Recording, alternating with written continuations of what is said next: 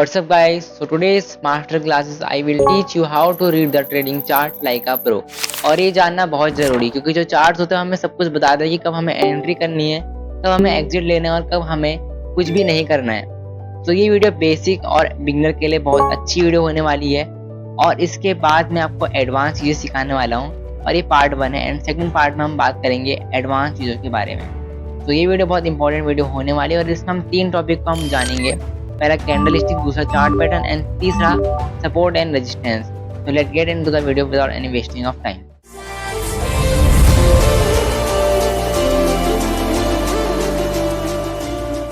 तो अभी मैं आ चुका हूँ बिटकॉइन के चार्ट में और अभी हम यहाँ पे बात करेंगे कि कैंडल स्टिक्स क्या होती हैं। जो आपको दिख रहा है चार्ट में वो सब कैंडल स्टिक्स होती हैं एंड यहाँ पे 2 टाइप की कैंडल स्टिक होती है, पहला बुलिश और बियरिश। और बियरिश कैंडल जो होती है वो प्राइस को नीचे ले जाती है और जो बुलिश कैंडल होती है वो प्राइस को ऊपर ले जाती है। तो इसके अलावा और कुछ भी नहीं होता है, ठीक है। और जो कैंडल होती हैं ये पहले ओपन होती है और ये जो फिर हाई या लो जाती है एंड देन ये क्लोज हो जाती हैं। ये 4 चीज़ के बाद एक कैंडल फॉर्म होती है। अब हम यहाँ बात करेंगे 3 मेन कैंडल स्टिक्स के बारे में। तो पहले की कैंडल स्टिक आती है वो है हमारी मारुबुजी कैंडल। अब मारुबुजी कैंडल से बहुत सारे लोग अवेयर नहीं होंगे। तो मारुबुजी कैंडल एक ऐसी कैंडल होती है जिसका बॉडी बहुत हाई होती है, जिसकी बॉडी की जो लेंथ होती है वो बहुत बिग होती है, जिसकी विक बहुत ना के बराबर होती है। विक नहीं पता जिनको नहीं बताता हूँ, विक होती है ये, इसको हम शैडो भी बोलते हैं। जो ये पतली सी जो लाइन होती है इसको हम बोलते हैं शैडो या विक। तो इसको जो मारुबुजी कैंडल होती है उसमें ये विक भी नहीं होती है, उसमें बहुत ही छोटी सी विक होती भी है। जैसे कि यहाँ पे जैसे इस टाइप की जो नीचे दिख रही है ना, ये विक इस टाइप की हल्की छोटी सी होती है और उनकी बॉडी बहुत बड़ी होती है, उसको हम बोलते हैं मारुबुजी कैंडल। ये जो मारुबुजी कैंडल होती है इसकी आपको एक फ़ोटो भी दिखाता हूँ कि कैसी दिखती है। तो ये होती है हमारी मारुबुजी कैंडल। अब ये इस टाइप की कैंडल होती हैं। ये जो कैंडल होती है इनकी जो बॉडी होती है वो बहुत हाई होती है, इनकी बॉडी का जो लेंथ होता है बहुत बड़ा होता है। ये बहुत लार्ज कैंडल होती है, बिग बार कैंडल होती है। और इनकी जो विक होती है वो ना के बराबर होती है, मतलब कि इनकी विक होती ही नहीं है। सो ये जब कैंडल फॉर्म होती है तो यहाँ पे बहुत बुलिश ट्रेंड, या अगर ये बियरिश फॉर्म में फॉर्म होती है तो मतलब कि वहाँ पे बहुत बियरिश ट्रेंड फॉर्म हो सकता है, उसका इंडिकेशन हमें देती है। अब यहाँ तुमने बात कर ली कि ये जो कैंडल होती हैं बट ये हमें फ़ायदा कब देती हैं। सो सपोज़ के लिए आपने इसको एक ब्रेकआउट में देखा, सपोज़ एक रेंज था वहाँ पे ब्रेकआउट आता है और वो भी मारुबुजी कैंडल के साथ। तो वहाँ पे वो जो ब्रेकआउट होता है वो बहुत ज़्यादा हाई एक्यूरेट हो सकता है, क्योंकि जो कैंडल है वो हमें बता रही है कि प्राइस में इतना मूवमेंट, इतना स्ट्रॉन्ग मूवमेंट है कि प्राइस यहाँ से ऊपर जा सकता है। तो ये जो कैंडल होती है मारुबुजी कैंडल, अगर ये किसी ब्रेकआउट जोन में फॉर्म होती है या ब्रेकडाउन जोन में फॉर्म होती है तो समझ जाना है कि वहाँ पे जो ब्रेकआउट है वो असली ब्रेकआउट है, फेक ब्रेकआउट नहीं है। और वहाँ पे ट्रेंड जो है वो नेगेटिव या पॉजिटिव जा सकता है। अगर बुलिश मारुबुजी बनेगी तो मतलब कि ट्रेंड पॉजिटिव जाएगा एंड अगर बियरिश बनी तो मतलब कि जो ट्रेंड है वो नेगेटिव जाएगा। ये बहुत सिंपल तरीका है, कोई टफ नहीं है। बस आपको ये जो कैंडल है तुम्हें इनको तभी ध्यान में रखना है जब भी ब्रेकआउट या ब्रेकडाउन आए। सो एग्जाम्पल के लिए यहाँ देखो, यह है बिटकॉइन का चार्ट और यहाँ पे हमें देखने को मिली है एक मारुबुजी कैंडल। इसकी विक बहुत छोटी है या बहुत ही ना के बराबर है, ऊपर तो बहुत ही कम है और नीचे बहुत छोटी सी विक है। तो यहाँ पे आप देख सकते हो कि यहाँ पे इसने ब्रेकआउट, यहाँ पे एक रेजिस्टेंस था तो इसने इसको ब्रेक करा एंड देन प्राइस वहाँ से बहुत ऊपर गया और वहाँ पे इतना बुलिश मोमेंटम हमें देखने को मिला है। जब भी मारुबुजी कैंडल फॉर्म होती है तो वहाँ पे जो ब्रेकआउट है वो सक्सेसफुल या एक असली ब्रेकआउट हो सकता है, फेक ब्रेकआउट बिल्कुल भी नहीं होगा। सो हम यहाँ पे बात करते हैं दूसरी कैंडल की, जो है हमारी डोजी कैंडल। अब डोजी कैंडल क्या होती है, ये एक ऐसी कैंडल होती है जो इसका जो ओपन होता है और जो प्राइस का जो क्लोज होता है वो दोनों बहुत नज़दीक होता है। मतलब कि जो ये कैंडल हमें ये इंडिकेट करती है कि जितना भी इस कैंडल में जितना भी टाइम तक ये कैंडल रही वहाँ पे प्राइस ने कोई मूवमेंट नहीं दिया और वहाँ पे प्राइस एक ही जगह रहा। जैसे कि जहाँ पे प्राइस खुला है प्राइस नीचे गया ऊपर गया कोई मतलब नहीं, बट प्राइस ने जहाँ खुला था वहीं आके उसने क्लोजिंग दी है। सो इसको हम बोलते हैं डोजी कैंडल। अब डोजी कैंडल 3 टाइप की होती है, पहले होती है ग्रेव स्टोन डोजी, दूसरी होती है लॉग लैश डोजी और तीसरी होती है ड्रैगन फ्लाई डोजी। तो जो पहली डोजी कैंडल होती है ग्रेव स्टोन डोजी, अगर ये हमारी रेजिस्टेंस मतलब कि जब प्राइस ऊपर हो पीक में, अगर ये कैंडल अगर तब फॉर्म हो तो समझ जाना कि वहाँ पे जो ट्रेंड है वो यहाँ पे चेंज हो सकता है। क्योंकि जो कैंडल होती है डोजी कैंडल ये रिवर्सल का साइन होती है या कभी कभार ये एक इनडिसीजन कैंडल भी होती है। तो अगर ग्रेव स्टोन अगर रेजिस्टेंस में फॉर्म हो तो तुम समझ लेना कि क्या तो वहाँ पे लिक्विडिटी स्वीप हुई है, तो उसकी वजह से यहाँ पे डोजी कैंडल बनी है। और जिनको लिक्विडिटी से मतलब नहीं है कि लिक्विडिटी क्या होता है, जिनको नहीं पता तो फिर वो अगली वीडियो में बात करेंगे। कभी इतना समझ लो कि रेजिस्टेंस में फॉर्म हो तो वहाँ पे जो ट्रेंड है वो नेगेटिव हो सकता है। अब दूसरी होती है लॉन्ग लेज डोजी। अगर ये जो कैंडल है, अगर ये तुम्हारी कहीं फॉर्म होती तो समझ जाना कि वहाँ पे अभी ये जो ट्रेंड है वो अभी इन डिसीजन मोड में है, मतलब कि तुम अभी इसको प्रिडिक्ट नहीं कर सकते। यहाँ पे मार्केट डिसाइड करेगा कि क्या करना है, तो यहाँ पे तुम प्रिडिक्ट नहीं कर सकते। तो ये जो कैंडल होती है, अगर सपोर्ट एंड रेजिस्टेंस में फॉर्म हो तो वहाँ पे तुम्हें कुछ भी नहीं करना है, तुम्हें वहाँ पे वेट करना है जब तक कि तुम्हें असली कन्फर्मेशन ना मिले। अब दूसरा होता है हमारे ड्रैगन फ्लाई डोजी। अगर ये सपोर्ट मतलब कि जब प्राइस बॉटम पे हो और अगर ये तब ये कैंडल फॉर्म हो जाती है तो समझ लेना कि वहाँ पे वो रिवर्स होने वाला है, मतलब कि पॉजिटिव होने वाला है। क्योंकि जो एक कैंडल है इसने इतनी नीचे गई, जो सेलर्स थे उसने प्राइस को ले गया, but at the end buyers आया और बायर्स ने इस प्राइस को ऊपर ले गए। तो जो कैंडल्स होती है वो एक साइकोलॉजी बेस्ड, मतलब कि जो कैंडल होती हैं वो हमें पूरी मार्केट की साइकोलॉजी बताती हैं। और ये सबसे ज़्यादा माइनर पार्ट होता है चार्ट को अच्छे से रीड करने के। जो माइनर पार्ट होता है उसमें से कैंडल स्टिक सबसे ज़्यादा माइनर थिंग होती है जिसकी हेल्प से आप चार्ट्स को आप रीड कर सकते हो। तो अभी मैं आपको दिखाऊंगा डोजी का एग्जांपल। तो यहाँ पे आप देख सकते हो प्राइस यहाँ पे आया था एक बॉटम एरिया में जहाँ पे था सपोर्ट। अब यहाँ पे एक डोजी कैंडल फॉर्म हुई, इसकी तुम देख सकते हो इसकी जो लोअर वीक है वो बहुत नीचे तक गई है और ये बहुत ही इसकी बॉडी बहुत पतली है, मतलब कि जहाँ पे प्राइस ओपन हुआ उसके जस्ट आसपास में वहाँ पे क्लोजिंग मिली है। तो ये एक डोजी कैंडल होती है और इस तरीके से यहाँ पे ट्रेंड पूरा रिवर्स हो गया था। तो ये जो डोजी कैंडल है ये इस तरीके से फॉर्म होती है और इसकी अपोजिट में तुम यहाँ पर देख सकते हो ये था टॉप और यहाँ पीक में प्राइस था और यहाँ पे ये चीज़ फॉर्म हुई। यहाँ पे एक ऑब्वियस सी बात है, यहाँ पे एक रेजिस्टेंस भी था। यहाँ पे इतनी बड़ी जो यहाँ पे विक फॉर्म हुई है, इतनी बड़ी विक अपसाइड की प्राइस ने वापस से वहीं आके क्लोजिंग दी है। तो यहाँ पे इंडिकेशन मिला है कि यहाँ पे at the end sellers strong थे और यहाँ पे प्राइस नीचे चलेगा। तो इस तरीके से यहाँ पे डोजी कैंडल काम करती है। सो अब यहाँ पे आती है हमारी तीसरी कैंडल और वो है हैमर कैंडल।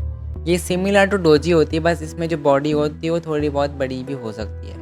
और ये जो कैंडल होती है अगर बॉटम और टॉप में बने तो वहाँ पे रिवर्सल आ सकता है। यहाँ पे इन डिसीजन का कोई मामला नहीं होता। यहाँ पे अगर ये बॉटम में या अगर टॉप में बने तो वहाँ पे रिवर्सल आता ही आता है। बट अगर तुम ये देख रहे हो और तुम इसके बेस में अगर तुम ट्रेड ले रहे हो तो तुम्हें यहाँ पे जो वॉल्यूम है उसको वॉल्यूम भी तुम्हें चेक करना है कि वॉल्यूम हाई जा रहा है कि नहीं जा रहा है। वॉल्यूम जो प्राइस का जो मोमेंट है उसके हिसाब से बढ़ रहा है कि नहीं बढ़ रहा है, ठीक है। तो तुम्हें ये जानना बहुत ज़रूरी है। और ये जो कैंडल है इसका एग्जांपल तो मैं दिखाता हूँ। तो अभी हमने यहाँ पे बात करी थी डोजी कैंडल की जिसका अभी मैंने आपको एग्जांपल दिखाया था, बट साथ ही साथ तुम यहाँ देखोगे तो यहाँ पे हमें मिली है कि हैमर कैंडल टॉप में और यहाँ पे नीचे भी देखिए हमें हैमर कैंडल।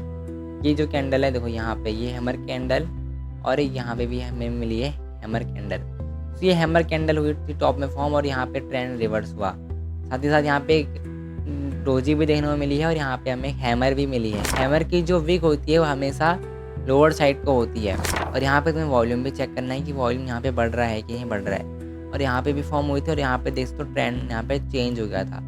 तो जो ये कैंडल होती है ये भी आपको बताती है कि किस तरीके से ट्रेंड रिवर्स होता है। तो अब यहाँ में हम बात करेंगे चार्ट्स पैटर्न की और चार्ट पैटर्न हमें मार्केट का स्ट्रक्चर बताते हैं कि मार्केट का स्ट्रक्चर यहाँ से क्या हो सकता है। मार्केट का ट्रेंड भी हमें बताते हैं। तो यहाँ पे हम सबसे पहला पैटर्न आता है हमारा double top and double bottom. तो यहाँ पे डबल बॉटम जो होता है वो इस तरीके का होता है। वहाँ पे डबल बॉटम मार्केट फॉर्म करता है एंड देन प्राइस वहाँ से रिवर्स होता है एंड डबल टॉप मार्केट इस तरीके से फॉर्म करता है। ये एक एम और डब्ल्यू पैटर्न के तरीके से होता है। तो ये similar to M and W pattern के तरह होता है, ठीक है। अब इसका एग्जाम्पल भी तुम्हें दिखाता हूँ। ये बहुत कॉमन पैटर्न है और ये मार्केट में फॉर्म होते रहता है। सपोज़ के लिए इसके लिए तुम्हें एक चीज़ ध्यान रखने की ज़रूरत है। जब भी डबल बॉटम फॉर्म होता है तो तुम्हें यहाँ पे ब्रेकआउट का वेट करना ज़रूरी है। ब्रेकआउट प्लस साथ साथ यहाँ पे वॉल्यूम भी इंक्रीज़ होना चाहिए। अगर मैं वॉल्यूम का इंडिकेटर लगाता हूँ, अभी मैंने यहाँ पे लगा दिया वॉल्यूम का इंडिकेटर और तुम यहाँ पे देख सकते हो कि जब यहाँ पे ब्रेकआउट आया तब यहाँ पे वॉल्यूम जो है इंक्रीज़ होने लग गया। सपोज़ के लिए यहाँ का तुम एग्जाम्पल देख सकते हो। यहाँ पे 15 मिनट का टाइम फ्रेम में यहाँ पे एक डबल बॉटम फॉर्म हुआ। अब क्या हुआ, यहाँ पे ब्रेकआउट आया, यहाँ पे ब्रेकआउट आया, ब्रेकआउट यहाँ पे एक रेजिस्टेंस था, प्राइस ने उसको ब्रेक करा, साथ साथ यहाँ पे देख सकते हो वॉल्यूम भी इंक्रीज़ हुआ है। अगर तुम यहाँ पे भी अगर तुम ट्रेड लेते हो तो तुम यहाँ पे कुछ पॉइंट का तुम यहाँ पे तुम ट्रेड कैप्चर कर सकते हो। तो जो डबल बॉटम और डबल टॉप होता है वो सिमिलर होता है, बट इसमें यहाँ पे तुम्हें वॉल्यूम का ध्यान रखना होता है, क्योंकि मार्केट में मल्टीपल टाइम मार्केट बॉटम और टॉप बनाता है, तो तुम्हें वहाँ पे वॉल्यूम का ध्यान देना बहुत ज़रूरी होता है। तो यहाँ पे हमें वॉल्यूम का खास ध्यान रखना पड़ता है। अगर वॉल्यूम इंक्रीज़ नहीं होता है, सपोज़ के लिए यहाँ पे देख सकते हो, यहाँ पे पहले यहाँ पे वॉल्यूम इतना लो था, पहले का वॉल्यूम यहाँ पे लो था, बट इसके बाद यहाँ वॉल्यूम इंक्रीज़ हुआ, यहाँ पे वॉल्यूम जो था वो इंक्रीज़ हो गया, एंड देन यहाँ पे क्या हुआ देख सकते हो तुम, यहाँ पे वॉल्यूम इंक्रीज़ हुआ, मतलब कि प्राइस जो है वो अप साइड जाने के, प्राइस जो है वो अप साइड के लिए इंटरेस्टेड है। तो यहाँ पे वॉल्यूम इंक्रीज़ हुआ तो प्राइस भी यहाँ इंक्रीज़ हुआ। तो यहाँ पे हमें ब्रेकआउट एंट्री मिली, यहाँ पे ब्रेकआउट हुआ, प्लस हमें यहाँ पे एक मारुबुजू कैंडल मिली, एंड देन प्राइस ने यहाँ पे शूट अप करा, एंड देन प्राइस ने यहाँ पे फिर से शूट अप करा लगातार। अब हम यहाँ पे बात करने वाले हैं हेड एंड शोल्डर पैटर्न की। ये एक ऐसा पैटर्न है जो मेरा खुद भी फेवरेट पैटर्न है, क्योंकि इसमें क्या होता है कि प्राइस यहाँ पे, सपोज़ के लिए हम एक बियरिश ट्रेंड के बारे में बात करते हैं। सपोज़ प्राइस यहाँ बुलिश के साइड में था, प्राइस यहाँ पे हायर है बना रहा था, देन प्राइस यहाँ पे आता है, देन प्राइस यहाँ पे डाउन जाता है, यहाँ पे आया, देन प्राइस यहाँ ऊपर गया, एंड देन प्राइस यहाँ पे फिर से डाउन आया, एंड देन प्राइस ने यहाँ फिर रिटेस्ट हो, देन प्राइस ने यहाँ पे ये भी लो नहीं तोड़ पाया, इसका हाई नहीं तोड़ पाया, देन प्राइस यहाँ पे से फिर रिवर्स, देन प्राइस यहाँ से आके एक पुल बैक देकर प्राइस फॉल डाउन साइड। तो इस तरीके से यहाँ पे हेड एंड शोल्डर पैटर्न बनता है। अब इसमें क्या होता है, अगर प्राइस इसकी नेकलाइन ब्रेक करता है, एक यहाँ पे उसको हम बोलते हैं नेकलाइन, एक इसको हम बोलते हैं नेकलाइन। तो अगर प्राइस ये नेकलाइन ब्रेक करता है तो यहाँ पे हम लोग को यहाँ पे अच्छा खासा एंट्री मिलती है, और ये क्रिप्टो मार्केट में बहुत अच्छे तरीके से फॉर्म होता है। तो अभी हम आ चुके हैं यहाँ पे, और यहाँ भी आप देख सकते हो ये है यहाँ का स्ट्रक्चर। प्राइस ऊपर गया, प्राइस यहाँ पे आया, एंड प्राइस ने यहाँ फिर डाउन साइड का मूव दिया, एंड देन प्राइस ने यहाँ मार्केट ऊपर गया, एंड देन प्राइस यहाँ से नीचे आया, एंड देन प्राइस ने यहाँ से एक रिटेस्ट निकाला, एंड देन प्राइस ने यहाँ पे गॉन टू डाउन साइड। यहाँ पे तुम क्या देख सकते हो, तुम यहाँ पे तुम एक चीज़ देख सकते हो, वो है कि प्राइस ने यहाँ पे ये नेकलाइन थोड़ी टेढ़ी बनी है, यहाँ पे ये नेकलाइन जो है थोड़ी टेढ़ी बनी है, बट ये चलता है। बट जो तुम्हारा जो हेड एंड शोल्डर पैटर्न है वो फॉर्म होता है, और यहाँ पर तुम देख सकते हो बहुत अच्छा मूव कैप्चर हुआ है। सपोज़ कि हम यहाँ का ढूंढते हैं, नीचे का बॉटम का ढूंढते हैं, यहाँ पे तुम देख सकते हो यहाँ पे क्या हुआ, प्राइस आया, प्राइस ने यहाँ पे टेस्ट लिया, and price go down side, price फिर आया, प्राइस ने यहाँ के यहाँ तक कर दिया, प्राइस यहाँ पे आया, एंड प्राइस ने इतना बड़ा अच्छा मूव देखने को मिला है। जहाँ हमें क्या देखने को मिला, प्राइस यहाँ पे एक चैनल वाले नेकलाइन में था, यहाँ पे नेकलाइन लिस्ट, तो ये नेकलाइन हो गई तुम्हारी, एंड प्राइस ने इसको जैसे ब्रेक करा, तुमने इसकी यहाँ पे रिटेस्ट में एंट्री बनाई, एंड प्राइस ने इतना अच्छा मूव देखने को मिला है। तो जो हेड एंड शोल्डर पैटर्न होता है बहुत अच्छे तरीके से फॉर्म करता है, और यहाँ पे तुम्हें तभी एंट्री लेनी होती है जब यहाँ पे नेकलाइन का ब्रेकआउट हो, और वो भी एक अच्छी कैंडल के साथ, मारुबुजू कैंडल के साथ हो या डोजी कैंडल के साथ हो, जहाँ पे तुम्हें लगे कि हाँ यहाँ पे ट्रेंड स्ट्रॉन्ग है, वहाँ पे तुम देख के तुम इसमें तुम ट्रेड ले सकते हो।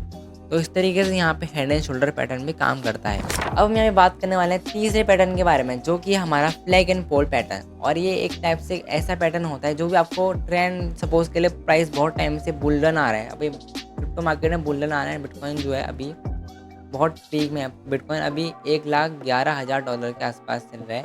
और यहाँ पे तुम एक चीज़ देख सकते हो कि जो ट्रेंड है वो लगातार अपसाइड जा रहा है, वो पर डिप के साथ। तो यहाँ पे एक पैटर्न फॉर्म होता है, उसको हम बोलते हैं flag and pole pattern.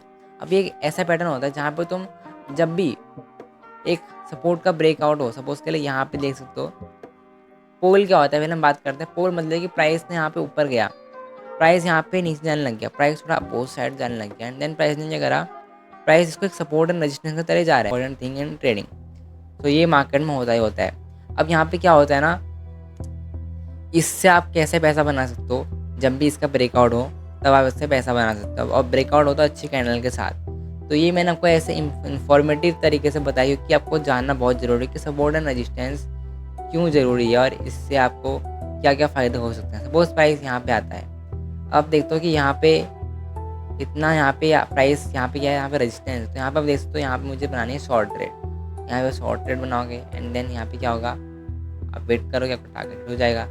But ये हर वक्त काम नहीं करता है, इसलिए एक बहुत पुरानी टेक्निक है, इसको हमने एक अच्छी टेक्निक के साथ इसमें हमने ऑलरेडी हमने बात करी है, जो इसकी मैंने वीडियो बना रखी है, तो आप उसको जाके आप देख सकते हो। क्योंकि यहाँ प्राइस आया था अपने रेजिस्टेंस जोन में, अब यहाँ पे बनाते हो लॉन्ग ट्रेड। अब यहाँ पे लॉन्ग ट्रेड तो बनाते हो, बट आपको ये नहीं पता कि यहाँ पे रेजिस्टेंस है, यहाँ पे प्राइस रिवर्स कर सकता है। तो ये जानना बहुत ज़रूरी है। आप कहीं गलत जगह तो आप ट्रेड नहीं ले रहे हो, तो इस तरीके से आप सपोर्ट एंड रेजिस्टेंस की हेल्प से अपने टारगेट्स, अपने एंट्रीज, अपने एग्जिट्स को आप डिफाइन कर सकते हो। और ये बहुत अच्छा तरीका है, एक नेचुरल वे है जिससे आप अपने एंट्रीज और एग्जिट को अच्छे से बना के रख सकते हो। बट आजकल दिक्कत क्या है ना, आजकल मार्केट जिस तरीके से मार्केट का रिवॉल्यूशन आता है वैसे वैसे मार्केट अपने कुछ पुराने टेक्निक्स को चेंज करते जाते हैं। सपोज के लिए अब क्या करता है मार्केट, लिक्विडिटी स्वीप करता है। अब मार्केट में नई चीज़ आ गई लिक्विडिटी स्वीप। तो अभी क्या हुआ, यहाँ पे प्राइस यहाँ पे अपना रेजिस्टेंस ब्रेक तो नहीं करता है, बट वहाँ पे जाके ही तुरंत वापस आता है। यहाँ पे लोगों के एसएल पेंडिंग होते हैं तो एसएल खा के आ जाता है। तो इस तरीके से यहाँ पे सपोर्ट एंड रेजिस्टेंस है वो यहाँ पे काम करता है। तो ये जो 3 बेसिक टूल्स थे आपने इसको ढंग से देखा मेरी वीडियो में भी। आप मार्केट में आप जोन्स, मार्केट के आप स्ट्रक्चर का पढ़ सकते हो, बट इसको हम और एडवांस तरीके से पढ़ सकते हैं जहाँ पे आपकी एक्यूरेसी जो होगी वो हाई हो जाएगी। तो जो अगला पार्ट होगा उसमें हम बात करेंगे volume, strength and momentum, liquidity जैसे कॉन्सेप्ट, जिससे कि आप इसको और ज़्यादा एफिशिएंट बना सकते हो और इससे आप इसको और इस तरीके से रिफाइन कर सकते हो। तो पार्ट 2 को देखना मत भूलना। तो मिलते हैं अगली वीडियो में, तब तक के लिए bye bye, thank you, see you, bye.